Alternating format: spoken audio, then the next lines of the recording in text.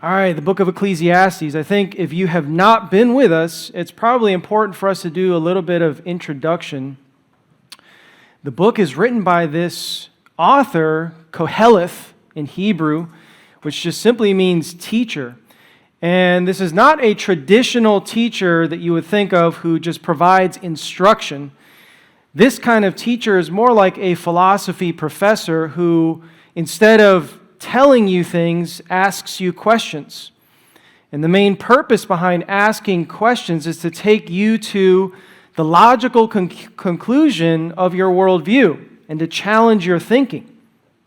And so what he tries to do is he sets up this thought experiment. What would life be like if all we had was life under the sun? And that's just sort of a Hebrew term that describes that this life that we have here and now is all that is. And so we have to make the most out of life because once we die, we're just put back into the ground.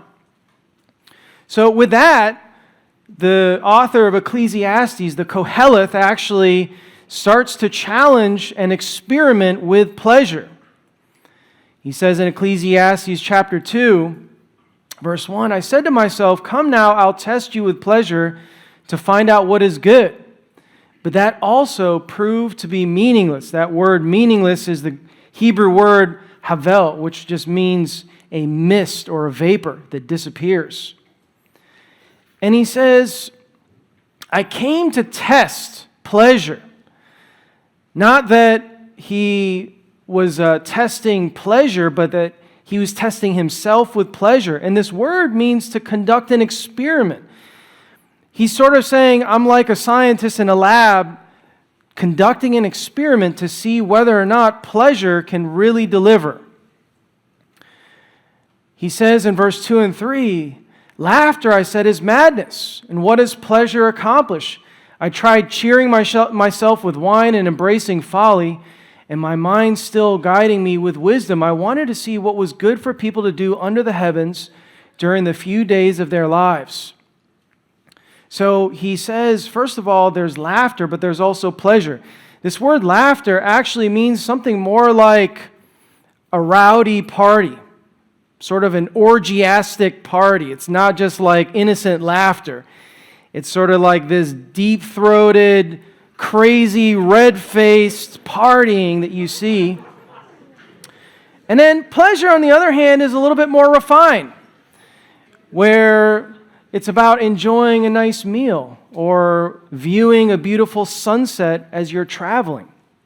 And so you really have two types of pleasure in the world. You know, you got your sort of short north pleasure where you're enjoying a glass of wine, and then you have your orgiastic type of pleasure that you see down on campus.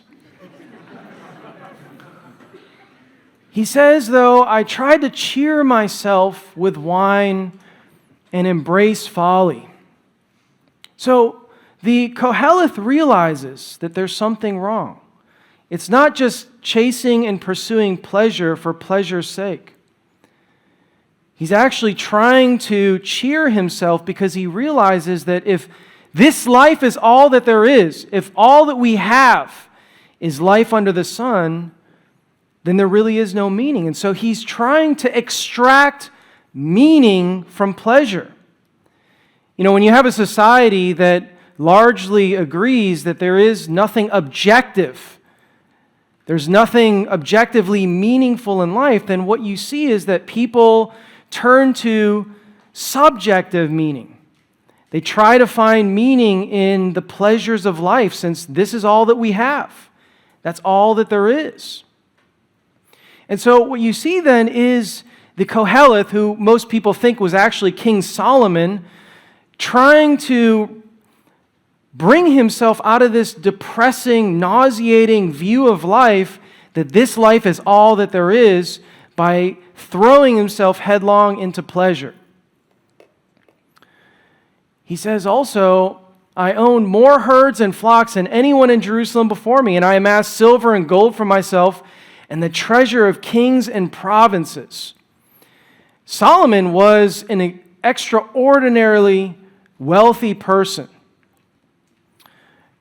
Solomon, we're told, made 300 gold shields that were 7.5 pounds of gold each, and 200 smaller gold shields made of gold that was 3.75 pounds each, according to 1 Kings 10, verse 17 and 18. If you tabulate all of that, that is 5,000 pounds of gold. And if you know anything about ancient warfare, using gold to construct shields was totally worthless, because gold is actually a softer metal compared to iron and some of the other things that they use like bronze. And so this was all decorative. He put this inside of his palace to show his great wealth. We're also told that all of King Solomon's goblets were gold, and all of his household articles in the palace were pure gold. Nothing was made of silver, because silver was considered of very little value in Solomon's days. And so Solomon was incredibly wealthy.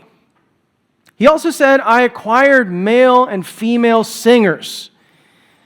Solomon, in modern terms, he didn't have, a state-of-the-art sound system. Whenever he wanted to hear music, he just invited the artist to come over and perform live. Can you imagine that?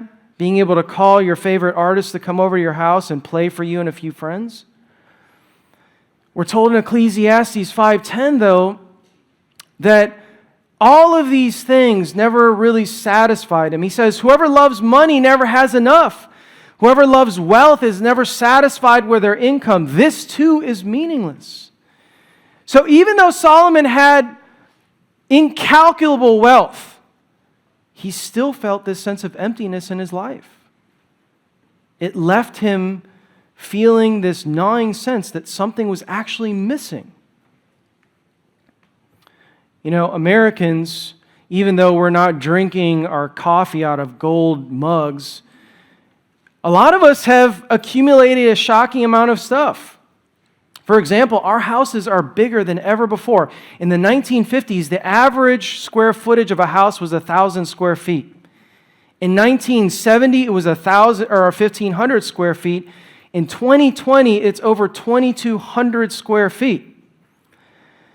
And in order to pay off all of this stuff that we're jamming into our houses that are getting larger, we're actually working 30 days more each year than our grandparents did, just to keep up. Not to mention, we have so much stuff that actually the storage business is one of the fastest growing industries in America. And yet, if having money and having lots of stuff is really what leads to extraordinary happiness, then why are we the world's leading country when it comes to taking antidepressants, accounting for over 2/3 of the antidepressants that are consumed worldwide? If money is the thing that makes you happy, then why are we so depressed? Why are we so unhappy? Dennis Olcombe, who is a professor of theology, says, we have strong desire for products before we have them, but once acquired, they mean very little to us.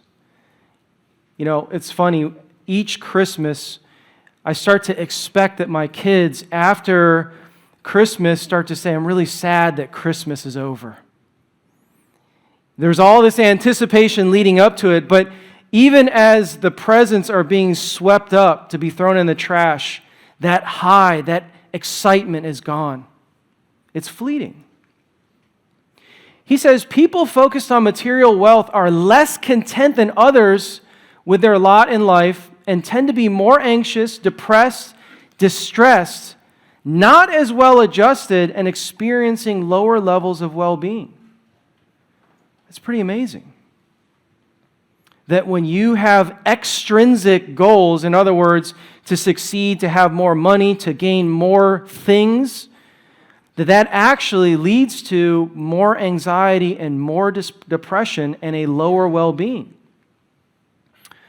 This man, you may recognize him, John D. Rockefeller, was the first billionaire in America.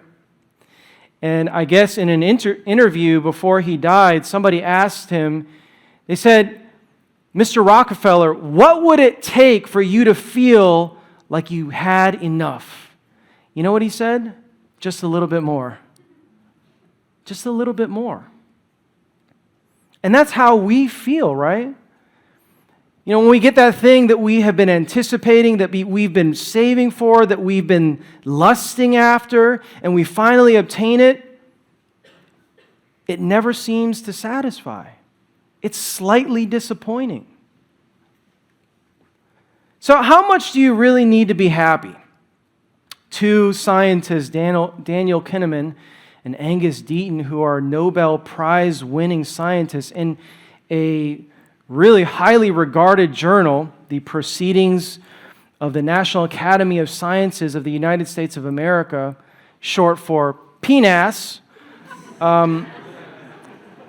they studied this question. And, what they found was at a certain point, as you continue to grow your household income, your well-being grows as well. So, for example, some of us are making $10,000, $15,000 a year working as a barista somewhere.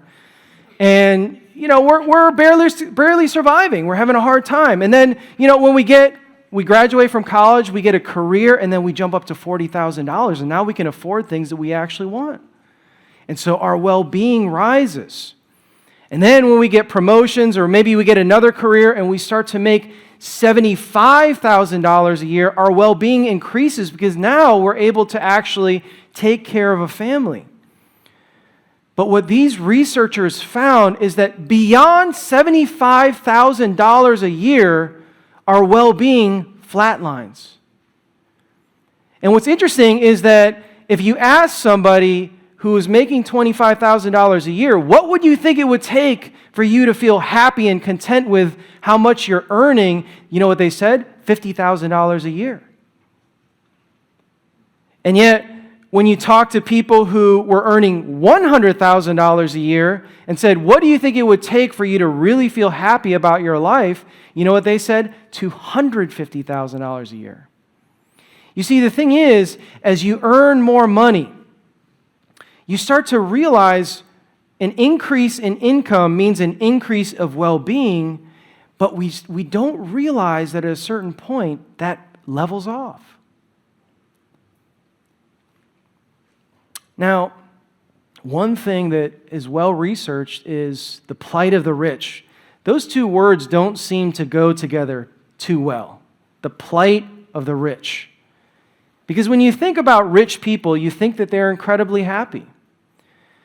And yet, what you'll find is that a lot of people who are extremely wealthy are extremely sad and unhappy with their lives. Time magazine in 2011 put out 10 ideas that could change your life or that are changing your life. And idea number 7 was really interesting. It was high status stress. And it says, what if the good life isn't really all that good? What if the very things so many of us are striving for, a high-paying, powerful job, a beautiful house, a wardrobe of nice clothes in desirably small sizes, and a fancy education for our children to prep them for carrying on this life this way, turn out to be more trouble than they're worth? Once you get affluent enough or wealthy enough, the mental and physical health benefits associated with greater affluence fades away. In fact, research indicates that as you near the top, life stress increases so dramatically that its toxic effects essentially cancel out many of the positive aspects of succeeding. Ecclesiastes 5 verse 12 says, the sleep of the laborer is sweet, whether they eat little or much, but as for the rich, their abundance permits them no sleep. As one poet said, more money, more problems.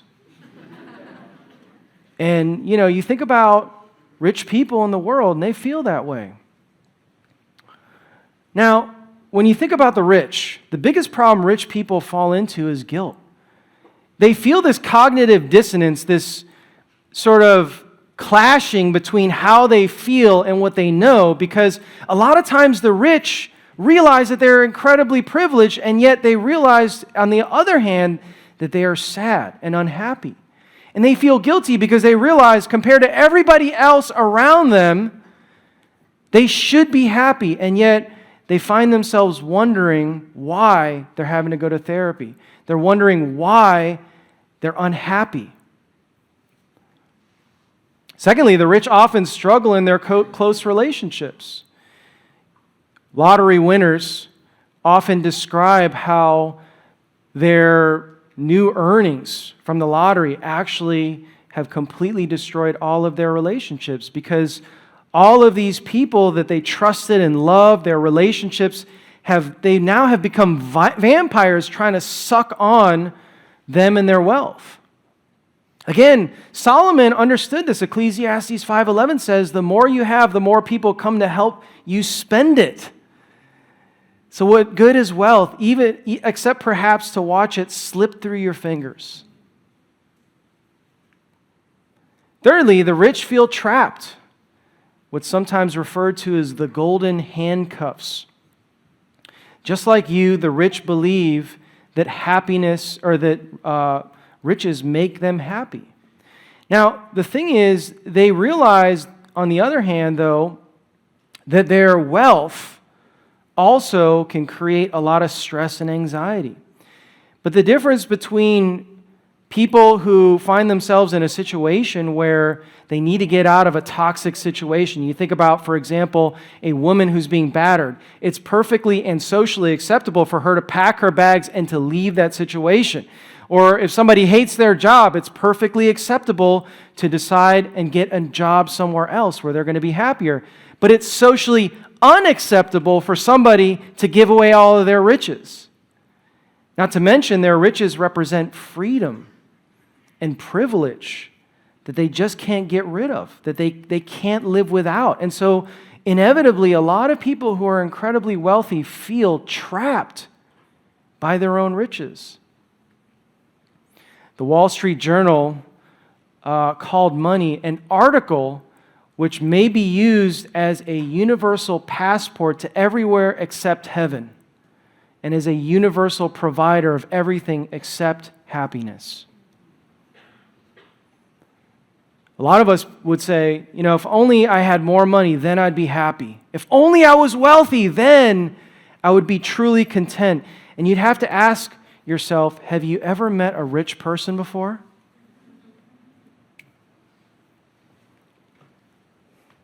Well, we're also told that Solomon acquired a harem as well, the delights of a man's heart.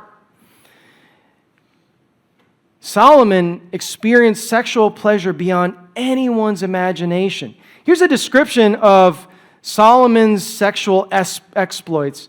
King Solomon, however, loved many foreign women besides Pharaoh's daughter. They were from nations about which the Lord had told the Israelites, you must not intermarry with them because they will surely turn your heart after other gods.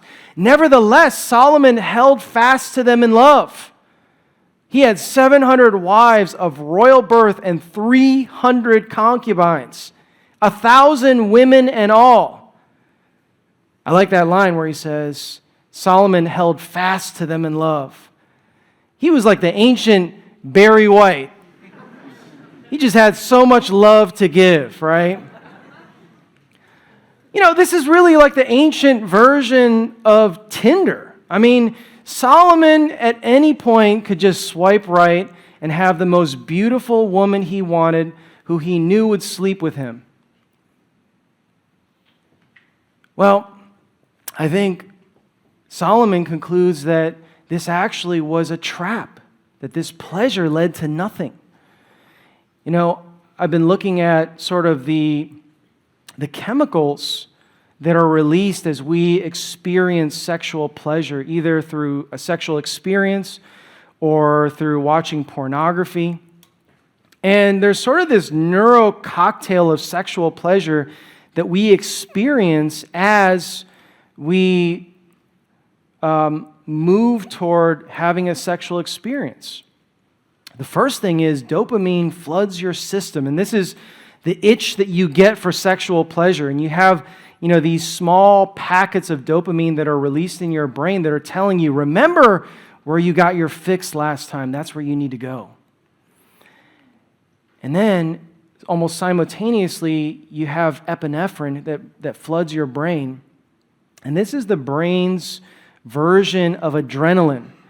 It tells your brain to focus because something is about to happen. You need to get ready for it. And so there's all this anticipation leading up to that sexual experience. Then you have oxytocin and vasopressin. Oxytocin for women and for men, vasopressin. And these hormones help to lay down the long-term memories of the cell. They bind a person's memories to the object that gave him or her that sexual pleasure. And so that's deeply embedded into the cell. Then you have endorphins, which are sort of the natural opiates that create that feeling of getting high at the moment of release. And then finally, your serotonin levels change afterward, which bring a sense of calm and relaxation. I thought this was fascinating because, many crave sexual release because they feel stressed. Especially for a lot of men, leading up to finals or having a really stressful work environment where they need to complete a project, there is this sudden urge for sex and release. And it's likely because we're looking for that release of serotonin to kind of relax us, to feel that sense of calm. Others seek it because they're looking for human connection. We often talk about how people go after sexual experiences or have sexual encounters randomly because they're so lonely, because they're longing for something deeper. And yet, the science seems to suggest that that's actually true. Nancy Pearcey, in her book, Love Thy Body, points out scientists first learned about oxytocin because of its role in childbirth and breastfeeding.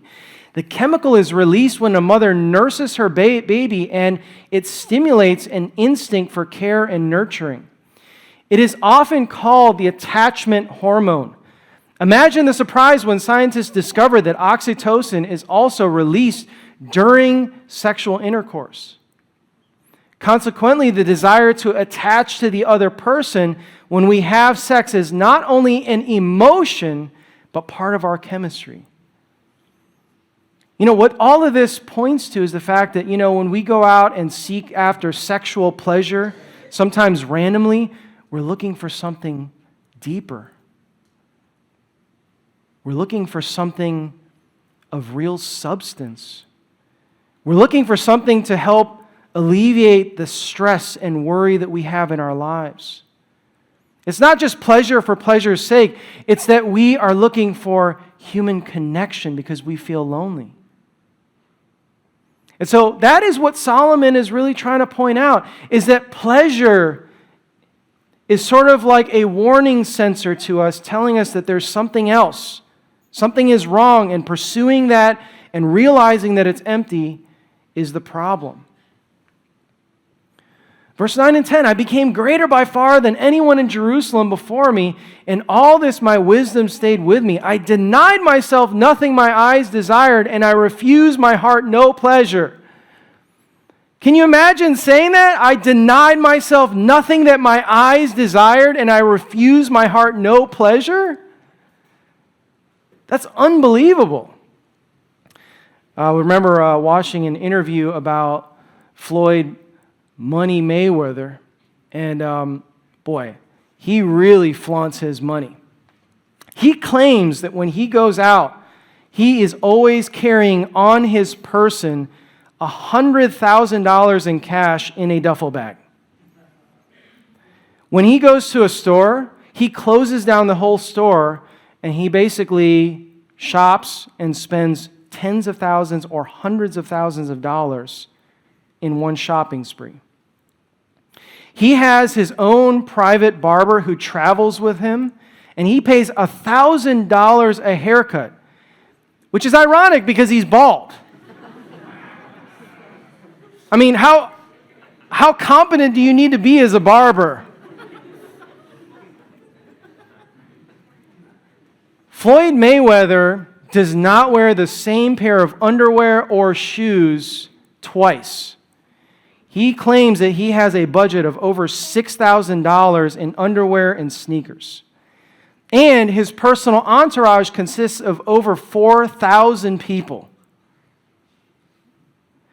I mean, you look at somebody like him and you think, wow, that's so impressive. He's the kind of guy who denies his eyes no earthly pleasure. And yet, Solomon would make Floyd Mayweather feel poor. 1 Kings chapter 4, verse 22 and 23, the daily food requirements for Solomon's palace were 5.5 tons of choice flour and 11 tons of meal. Also, 10,000 oxen from the fattened pens, of course, 20 pasture-fed cattle, 100 sheep of goats, as well as deer, gazelles, roe deer, and choice poultry. That amounts to over 2 pounds of bread per day and over 1 pound of meat per day for 14,000 people. Can you imagine that? I mean, even having one dinner where you're feeding 14,000 people, that would be amazing. Who's coming to dinner? Who isn't coming to dinner, right? I mean, it's just unbelievable. And 99.99% of people can say, I denied myself nothing my eyes desired.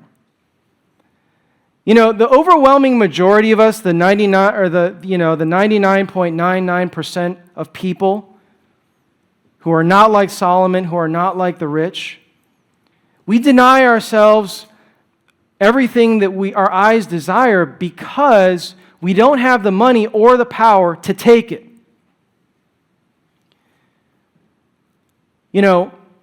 When you look at Solomon, he represents the 0.001% of people who had the most amount of wealth, the most amount of power on earth. And yet, one of the things that we see is that he says that all of this was meaningless.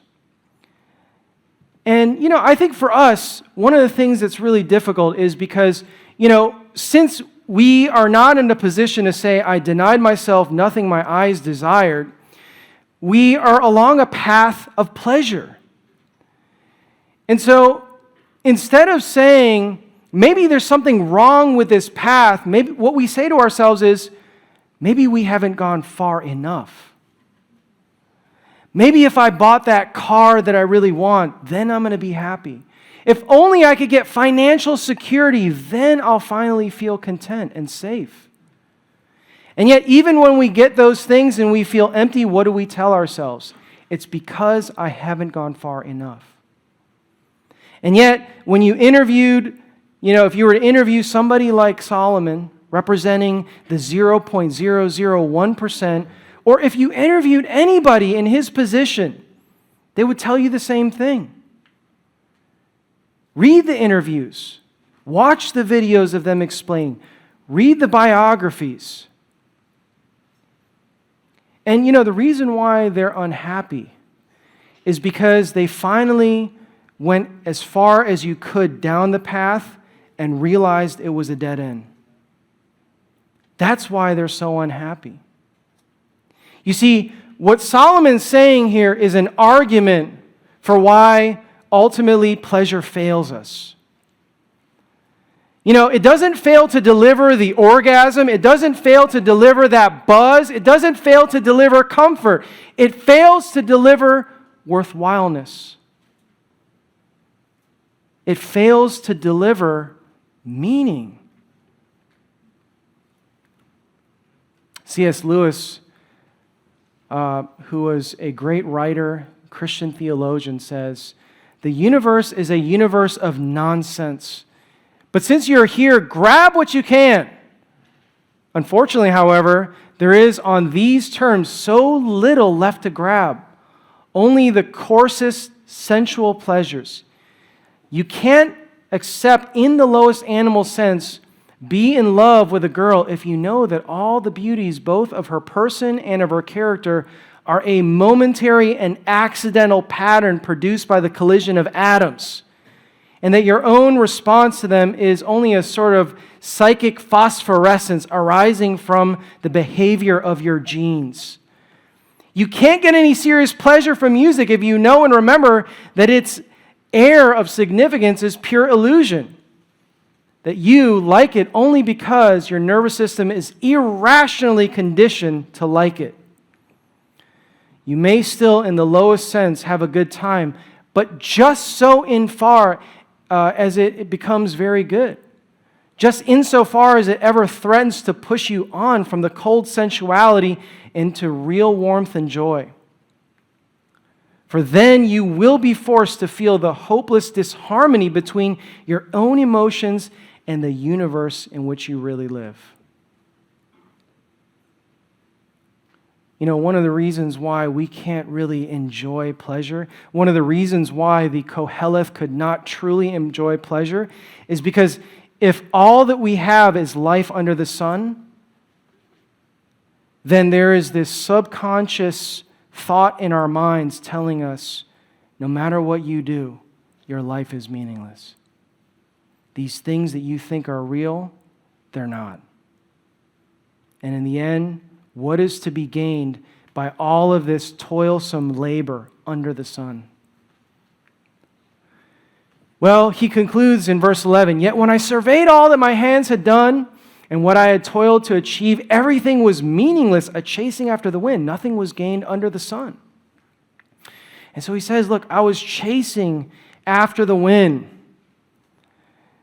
You know, there's almost a simultaneous ever-presentness to pleasure and an ever-fleetingness to it as well. It's almost like when you grasp onto it and you finally get a hold of it, it's gone. It's slipped through your fingers. And, you know, really, this is sort of a trap for us where we're chasing after meaning from pleasure. A lot of times what we do is when we pursue pleasure, it's because we're either running away from something or it's that we're trying to find something. We're running away from things because we're trying to distract ourselves from the pain and hurt that we feel. And so what do? We bury our head in the sand like an ostrich, which is a bad survival technique. On the other hand, some of us are running after pleasure because we think that there we can truly find meaning. There was this study that they conducted that was published in this illustrious scientific magazine, Nature, where they took these rats and tried to study the brain chemistry of rats and then from that infer what's happening in our own brains. And so, because of modern science, they were able to connect different instruments into the rat's brain to measure the dopamine that was actually released into the rat system as they were experimenting. And so what they did was they took a number of cocaine addicted rats, which I don't know how they did this. I mean, how do they do that? It's not clear. But what was interesting is that they trained these rats to go after a lever and push the lever, and every time they pushed the lever, they would get a dose of cocaine. And so that would obviously create that high and that feeling of pleasure. And so they would do this over and over and over again. And then they started to study what would happen as the scientists would alert that the lever was available for that pleasurable experience. And what was interesting is they put these instruments inside of their brain that was testing the dopamine that was being released, and they could tell how much dopamine was released, and they was tracking how much dopamine was in their brain 10 times every second. And so as soon as they turned, they saw a spike in the dopamine. And as they started to walk toward the lever, that dopamine would start to settle. And then when they would actually hit the lever, they would see the dopamine spike again. But what the scientists hypothesized was that when they actually were about to hit the lever, it wasn't hitting the lever that was actually causing that spike in dopamine. It was actually the anticipation of it. And so what they decided to do was they decided to take away the mechanism that actually flooded their brain with cocaine. And so when they walked up to the lever and hit it, they saw that the dopamine spiked. And so it was the anticipation of that thing that was causing it. I sort of felt this on a smaller scale. Not through cocaine, but that was my old life. I'm talking about now that I'm walking with the Lord. But I remember many years ago thinking to myself, wow, if I could only get a really nice bike. I'm really into biking, right? Then I'd be happy. And as it turns out, I got lucky. And as I was riding on the bike path, I crashed into this guy, sent him to the hospital. He's okay, I think. But it smashed my frame, this old vintage frame that I had. And the insurance company decided they were going to pay for my frame. And they decided, because it was an old frame, to give me the current retail price of that frame because it was still in production. And it was an eye-watering $3,300 for a steel bicycle frame. And so I wanted to just take the cash and run, but they said, here's the catch. You have to produce a receipt that shows that you spent this money on a bike frame. And so I thought to myself, I'm just going to have to buy a bike for $3,300.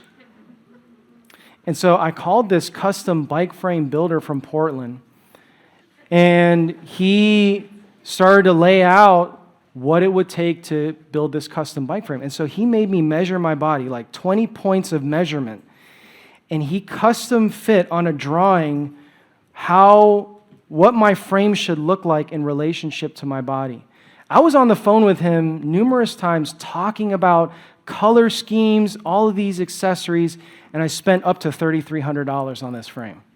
Because I'm not going to leave money on the table, right? I mean, come on. But here's the thing. It took 4 months for me to get this frame. And there were problems like, they messed up the paint, so they had to send it back to the painter and all these delays. And I'll have to admit, by the end of it, I was just so tired of the process, I wanted it to be done. But of course, when I saw that my bike was shipped, that dopamine inside of me, it spiked again, and I, was waiting for that in anticipation. When it finally arrived, I opened up the box, and it was amazing. But I have to admit, there were parts of it that I noticed that were not that great, and it sort of left something to be desired. And then when I built it up and started riding it, I started noticing on Instagram other custom bike builders who were building other frames that I thought to myself, that looks a little bit nicer than mine. You see, whenever we get something, it's not really getting that thing. It's the anticipation. And we find ourselves in this endless cycle of desire. And when we get it, we feel dissatisfied. That thing leaves us wanting a little bit more. Well, he says in verse 24, he concludes, a person can do nothing better than to eat, drink, and find satisfaction in their own toil. And as if though he woke up, he says this too I see is from the hand of God. Or as the New Living Translation says, then I realized that this was from the hand of God. For without him, who can eat or find enjoyment? And so, our malfunctioning pleasure center is actually a gift. This thought that if I pursue pleasure, then that's going to make me happy. And then when we finally get it, we find ourselves slightly disappointed. That's actually a gift from God. It tells us that the thing that we are aiming for in pleasure is a dead end. And that there's something bigger than pleasure. There's something bigger than this world that actually is there to satisfy us, and that's God. I remember my friend who went through a really messy breakup, and, he was so in love with this girl. I mean, you've been there where you've been in love, and it's just this infatuation that's almost maddening. And he was so distraught. And I remember as we were trying to comfort him, an older Christian said to him, as wonderful as your ex-girlfriend is, she can never bear the full weight of your significance and meaning. There is nothing and no one who could ever bear the full significance of your meaning in life. Peter Greer says, no amount of wealth or pleasure will truly fulfill us. Koheleth says that God has placed eternity in our hearts, a universe-sized expanse that would swallow the whole world if it could and still be hungry. You see, that longing that you have, that desire for real meaning that you're trying to get from pleasure, that's from God. You have eternity in your heart. But you're never going to be able to fill that with things in this world. And the thing is, God says, I can fill your life. I want to come into your life. And I can do that through Jesus. I can give you that significance and meaning that you've been longing for.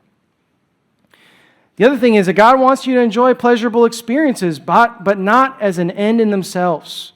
Think about 1 Timothy 6, verse 17, where he says, tell those who put their hope in wealth, which is so uncertain, to put their hope instead in God, who richly provides us with everything for our enjoyment.